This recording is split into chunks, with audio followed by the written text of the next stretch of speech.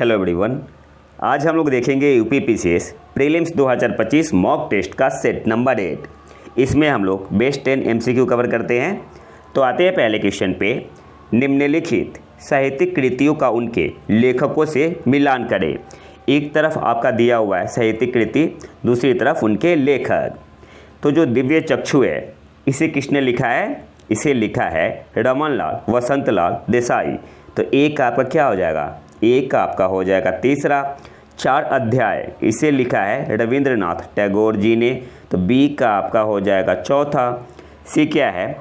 गण देवता इसे लिखा है ताराशंकर बंदोपाध्याय। तो सी का आपका क्या हो जाएगा? दूसरा हो जाएगा। डी क्या है? पाथेर देवी इसे लिखा है शरत चंद्र चट्टोपाध्याय। तो डी का आपका हो जाएगा पांचवा। ई क्या है? प्रेमाश्रम इसे लिखा है प्रेमचंद ने। तो आपका ई का पहला हो जाएगा। कौन से ऑप्शन में? 34251 34251 ऑप्शन है आपका यहाँ पे सही आंसर होगा। अगले क्वेश्चन पे आते हैं। यहाँ पे आपका दिया हुआ है निम्नलिखित राज्यों और केंद्र शासित प्रदेशों पर विचार करें। अंडमान और निकोबार द्वीप समूह, गुजरात, तमिलनाडु, आंध्र प्रदेश। निम्न से उच्च तक समुद्र तट की लंबाई के संदर्भ में इन राज्यों और केंद्र शासित प्रदेशों का सही कालानुक्रमिक क्रम क्या है? तो आपको बताना है कि सबसे कम किसका है, उसके बाद किसका है, उसके बाद किसका है। मतलब कि लो से हाई जाना है, निम्न से उच्च तक जाना है। तो जो गिवन स्टेट या यूटी दिया हुआ है यहाँ पे अंडमान निकोबार द्वीप समूह, गुजरात, तमिलनाडु, आंध्र प्रदेश। तो इसमें सबसे जो कोस्टल लेंथ है सबसे कम आंध्र प्रदेश में है। तो सबसे पहले आपका होगा चौथा। तो ये नहीं होगा, सी नहीं होगा। और आंध्र प्रदेश के बाद है, आंध्र प्रदेश के बाद आपका है तमिलनाडु। तो 4 के बाद आपका क्या हो जाएगा? 3 होगा। 4 के बाद 3 हो जाएगा। फिर आपका आएगा, फिर आपका गुजरात होगा, फिर गुजरात होगा, और फिर आपका होगा अंडमान और निकोबार द्वीप समूह। 4 3 2 1 कौन से ऑप्शन में है? ऑप्शन बी आपका यहाँ पे सही आंसर होगा। अब यहाँ से कुछ इंपॉर्टेंट पॉइंट देख लेते हैं। जो स्केल यूज होता है to determine the length of coast line, कौन सा स्केल है? तो 1 to 2.5 लाख, ये याद रखना है। 1 to 2.5 लाख एग्जाम में हो सकता है, पूछ सकता है। जो करेंट स्केल यूज हो रहा है to determine the length of the coast line, कौन सा है? 1 to 2.5 लाख, ये याद रखना है। इसके अलावा यहाँ पे आप देख सकते हैं आंध्रा का कितना है? आंध्र प्रदेश का है 1053.07 किलोमीटर। इसके बाद आपका है, इसके बाद क्या था? तमिलनाडु का कितना है? 1068.69। फिर आपका गुजरात का कितना था? 2340। और अंडमान और निकोबार का था 3083.50। तो सबसे ज़्यादा यहाँ पे अंडमान और निकोबार का है। अगर राज्य की बात, स्टेट की बात करें तब आपका गुजरात होगा। केवल स्टेट की बात करें तो। अगले क्वेश्चन पे आते हैं। निम्नलिखित कथनों पर विचार करें। उच्च न्यायालय कॉलेजियम का नेतृत्व वर्तमान मुख्य न्यायाधीश और उस न्यायालय के 4 अन्य वरिष्ठतम न्यायाधीश करते हैं। तो जो पहला स्टेटमेंट है वो आपका गलत है। ये आपका सुप्रीम कोर्ट के लिए होता है, ये आपका सुप्रीम कोर्ट के लिए होता है। दूसरा क्या है? उच्च न्यायालय कॉलेजियम उच्च न्यायालय में नियुक्त किए जाने वाले न्यायाधीशों के नामों की सिफारिश करता है, हालांकि उनकी सिफारिशों को सर्वोच्च न्यायालय कॉलेजियम द्वारा अनुमोदित किया जाना आवश्यक है। तो यहाँ पे सेकंड आपका सही है, सेकंड सही है, पहला गलत है। तो आपसे पूछ रहा है कि उपयुक्त में से कौन सा कथन सत्य है? तो ऑप्शन बी आपका यहाँ पे सही आंसर हो जाएगा, 1-2। अब इसे थोड़ा डिटेल में देख लेते हैं। सर्वोच्च न्यायालय का कॉलेजियम एक 5 सदस्यीय निकाय है, सुप्रीम कोर्ट की बात हो रही है, जिसकी अध्यक्षता भारत के वर्तमान मुख्य न्यायाधीश करते हैं तथा इसमें उस समय के 4 अन्य वरिष्ठतम न्यायाधीश शामिल होते हैं। ये आपका सुप्रीम कोर्ट का है। हाई कोर्ट के लिए क्या होता है? उच्च न्यायालय के कॉलेजियम का नेतृत्व वर्तमान मुख्य न्यायाधीश और उच्च न्यायालय के 2 अन्य वरिष्ठतम न्यायाधीश करते हैं। और वहाँ पे क्या दिया हुआ था? 4, इसलिए आपका पहला स्टेटमेंट गलत था। सर्वोच्च न्यायालय का कॉलेजियम सर्वोच्च न्यायालय में नियुक्त किए जाने वाले न्यायाधीशों के नामों की सिफारिश करता है। उच्च न्यायालयों के कॉलेजियम भी ऐसा ही करते हैं अपने अपने हाईकोर्ट के लिए, हालांकि उनकी सिफारिशों को सर्वोच्च न्यायालय के कॉलेजियम द्वारा अनुमोदित किया जाना आवश्यक है। तो आपका सेकेंड स्टेटमेंट जो था आपका वो क्या था, सही था। अगले क्वेश्चन पे आते हैं। स्टैगफ्लेशन मुद्रास्फीति जनित मंदी के संदर्भ में निम्नलिखित कथनों पर विचार करें। पहला क्या है, यह एक ऐसी आर्थिक स्थिति है जिसमें धीमी आर्थिक वृद्धि, उच्च बेरोजगारी और इन्फ्लेशन मुद्रास्फीति एक साथ होती है। हाँ, बिल्कुल सही है। दूसरा क्या है, ब्याज दरों में कटौती करके इसे आसानी से निपटाया जा सकता है। गलत है। अगर आप ब्याज दर में कटौती करोगे तो इन्फ्लेशन और बढ़ेगा। ऐसा तभी होता है जब मांग बहुत अधिक हो। नहीं, ये सप्लाई साइड से होता है, सप्लाई साइड के इफेक्ट से होता है। तो तीसरा भी आपका गलत हो गया। तो पूछ क्या रहे कि उपयुक्त में से कौन से कथन सही है, तो ओनली वन कौन से ऑप्शन में है, ऑप्शन सी आपका यहाँ पे सही आंसर होगा। इसे डिटेल में थोड़ा देख लेते हैं। जो स्टैगफ्लेशन है एक आर्थिक स्थिति है जो तब होती है जब आर्थिक विकास धीमा हो जाता है, बेरोजगारी बढ़ जाती है और कीमतें बढ़ जाती है, मतलब इन्फ्लेशन हो जाता है। इसलिए आपका पहला स्टेटमेंट सही है। केवल ब्याज दरें कम करके मुद्रास्फीति जनित मंदी का समाधान नहीं किया जा सकता, क्योंकि ऐसा करने से इन्फ्लेशन मुद्रास्फीति बढ़ सकती है, जिससे मुद्रास्फीति जनित मंदी से निपटना और भी मुश्किल हो जाएगा। इसलिए आपका जो सेकंड स्टेटमेंट था वो गलत था। मुद्रास्फीति जनित मंदी तब होती है जब मांग आपूर्ति से अधिक हो जाती है, जो अक्सर मांग की अधिकता के बजाय आपूर्ति के झटकों से शुरू होती है, मतलब सप्लाई साइड से। Stagflation occur when demand exist supply which is frequently triggered by supply shocks rather than excess demand। इसलिए आपका जो तीसरा स्टेटमेंट था वो गलत था। अगले क्वेश्चन पे आते हैं। इक्वेटर पुरस्कार 2025 के संदर्भ में निम्नलिखित कथनों पर विचार करें। इसकी घोषणा हर साल यूनिसेफ द्वारा की जाती है। गलत है। यहाँ पे आपका होगा यूएनडीपी के द्वारा, United Nation Development Programme, Hindi में क्या बोलते हैं, संयुक्त राष्ट्र विकास कार्यक्रम। दूसरा क्या है, यह पुरस्कार स्वदेशी लोगों और स्थानीय समुदायों द्वारा संचालित प्रकृति आधारित समाधानों को सम्मानित करने के लिए प्रदान किया जाता है, जो सतत विकास और पारिस्थितिक लचीलेपन को बढ़ावा देते हैं। तो हाँ, ये आपका बिल्कुल सही है। जो आपका सेकेंड स्टेटमेंट है वो आपका बिल्कुल सही है। तीसरा क्या है, 2025 में भारत से कोई विजेता नहीं है, तो ये गलत है।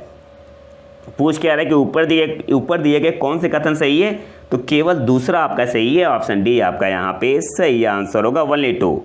अब यहाँ डिटेल में देख लेते हैं। विश्व के स्वदेशी लोगों के अंतर्राष्ट्रीय दिवस पर यूएनडीपी यानी संयुक्त राष्ट्र विकास कार्यक्रम अपने भूमध्य रेखा पहल के माध्यम से भूमध्य रेखा पुरस्कार यानी इक्वेटर प्राइज 2025, ये आपका है इक्वेटर प्राइज, ठीक है, इक्वेटर प्राइज है, ये कुछ ज़्यादा हिंदी में हो गया, ठीक है। इक्वेटर प्राइज 2025 के 10 विजेताओं की गर्व से घोषणा करता है। तो पहला स्टेटमेंट आपका क्या है, सही नहीं है, क्योंकि यूएनडीपी देता है, इक्वेटर प्राइज जिसे बोलो आप। यह प्रतिष्ठित पुरस्कार प्रत्येक वर्ष स्वदेशी लोगों और स्थानीय समुदायों द्वारा संचालित प्रकृति आधारित समाधानों को मान्यता देने के लिए दिया जाता है, जो सतत विकास और पारिस्थितिक लचीलेपन को बढ़ावा देते हैं। तो सेकेंड जो स्टेटमेंट था वो सही था। इस वर्ष के विजेता अर्जेंटीना से है, ब्राज़ील, इक्वाडोर, भारत भी है, Indonesia, Kenya, Papua New Guinea, Peru और तंजानिया है। और भारत से किसे मिला है, तो भारत में बीपी फातिमा स्वयं सहायता संघ एक महिलाओं के नेतृत्व वाली एक पहल है, जो बाजरा आधारित बहुफसल बीज बैंकों और सौर ऊर्जा प्रसंस्करण के माध्यम से 30 गांवों के 5000 से अधिक किसानों की सहायता करती है। तो भारत से मिला है बीबी फातिमा स्वयं सहायता संघ को। इसलिए आपका जो कथन स्टेटमेंट 3 था वो भी गलत था। अगले क्वेश्चन पे आते हैं। निम्नलिखित युग्मों पर विचार करें। पहला क्या है, एक्सिस ऑफ एविल, ये क्या है, ईरान, इराक और उत्तर कोरिया को संदर्भित करता है। और एक्सिस ऑफ रेजिस्टेंस, ये आपका ईरानी समर्थित समूहों के गठबंधन को संदर्भित करता है। तो पहला भी सही है, दूसरा भी सही है। कौन सा आंसर होगा यहाँ पे, ऑप्शन सी आपका यहाँ पे सही आंसर होगा, बोथ 1 और 2। अब इसे थोड़ा डिटेल में देख लेते हैं। ईरान समर्थित समूहों के गठबंधन को एक्सिस ऑफ रेजिस्टेंस यानी प्रतिरोध की धुरी के रूप में जाना जाता है। और इसमें कौन कौन आता है, जो एक्सिस ऑफ रेजिस्टेंस है इसमें आपका आता है हिजबुल्लाह, हमास, फिलिस्तीनी इस्लामिक जिहाद और हूथी इस गठबंधन के कुछ प्रमुख समूह है, इसलिए आपका सेकंड सही है। और जो आपका एक्सिस ऑफ एविल है, बुराई की धुरी, इसे नाम दिया था अमेरिका के पूर्व राष्ट्रपति जॉर्ज डब्ल्यू बुश ने। और एक किसे डिनोट करता है एक्सिस ऑफ एविल, बुराई की धुरी? ईरान, इराक और उत्तर कोरिया को, इसलिए आपका पहला स्टेटमेंट भी सही है। तो दोनों सही है। अगले क्वेश्चन पे आते हैं। और आज चैनल को सब्सक्राइब जरूर कर ले। वैश्विक लैंगिक अंतर 2025 के संदर्भ में निम्नलिखित कथनों पर विचार करें। यह 4 आयामों में लैंगिक समानता का आकलन करता है: आर्थिक भागीदारी और अवसर, शैक्षिक उपलब्धि, स्वास्थ्य और अस्तित्व और राजनीतिक सशक्तिकरण। तो ये पहला सही है। ग्लोबल जेंडर गैप रिपोर्ट 2025 में भारत की स्थिति 2024 की तुलना में खराब हो गई है। हाँ, ये भी सही है। तो पूछ क्या रहा है कि उपयुक्त में से कौन सा कथन सत्य है? तो दोनों आपका सही है। तो ऑप्शन सी आपका यहाँ पे सही आंसर होगा, बोथ 1 और 2। हालांकि इंडियन एक्सप्रेस से मैंने इस क्वेश्चन को लिया है और वहाँ पे केवल 1-2 शो कर रहा था, वहाँ गलती से हो गया होगा। दोनों सही है। इसमें 4 की डायमेंशन का यूज होता है और इसे पब्लिश कौन करता है? वर्ल्ड इकोनॉमिक फोरम करता है। और इसमें जो 4 प्रमुख आयाम हैं वो कौन कौन से हैं? आर्थिक भागीदारी और अवसर, शैक्षिक उपलब्धि, स्वास्थ्य और जीवन यापन और राजनीतिक सशक्तिकरण, economic participation and opportunity, educational attainment, health and survival and political empowerment. इसके अलावा भारत 2024 में था 129वें स्थान पे 129 और 148 2025 में किस स्थान पे आ गया है? 131वें स्थान पे आ गया है। तो हाँ, भारत 2 स्थान नीचे हुआ है। ठीक है, तो सेकेंड भी आपका सही है। अगले क्वेश्चन पे आते हैं। भारतीय इतिहास में यात्रियों के संदर्भ में निम्नलिखित कथनों पर विचार करें। इतालवी यात्री पिएत्रो डेला वैले ने कृष्णदेवराय के शासनकाल के दौरान भारत का दौरा किया था। ये आपका गलत है। जो इतालवी यात्री है पिएत्रो डेला वैले, इसने जहांगीर के शासनकाल में किया था। जहांगीर के शासनकाल में कहाँ पे? गुजरात आए थे शासन काल में। गुजरात आए थे। गुजरात में कहाँ? सूरत में। 40 दिनों तक सूरत में रहे थे। 40 दिनों तक सूरत में रहे थे। तो पहला गलत है। दूसरा क्या है? मोरक्को के यात्री इब्न बतूता ने मोहम्मद बिन तुगलक के शासन काल के दौरान भारत का दौरा किया था। तो हाँ, ये तो सिंपल है, बिल्कुल सही है। तो पूछ क्या रहा है कौन सा सही है? तो 1-2 ऑप्शन बी आपका यहाँ पे सही आंसर होगा। अगले क्वेश्चन पे आते हैं। वित्त वर्ष 2024-25 में FDI प्रत्यक्ष विदेशी निवेश के संदर्भ में इन राज्यों केंद्र शासित प्रदेशों का सही क्रम उच्च से निम्न तक क्या है? आपको बताना है कि जो सबसे ज़्यादा FDI आया वित्त वर्ष 2024-25 में, तो सबसे ज़्यादा किस में आया, फिर उसके मतलब उसको आप डिसेंडिंग ऑर्डर में अरेंज करना है। पहले सबसे ज़्यादा, फिर उससे कम, फिर उससे कम। तो सबसे ज़्यादा आया है आपका महाराष्ट्र, महाराष्ट्र के बाद कर्नाटक, महाराष्ट्र के बाद कर्नाटक और फिर दिल्ली। 3-1-2 कौन से ऑप्शन में है? ऑप्शन बी आपका यहाँ पे सही आंसर होगा। अब इसे थोड़ा डिटेल में देख लेते हैं।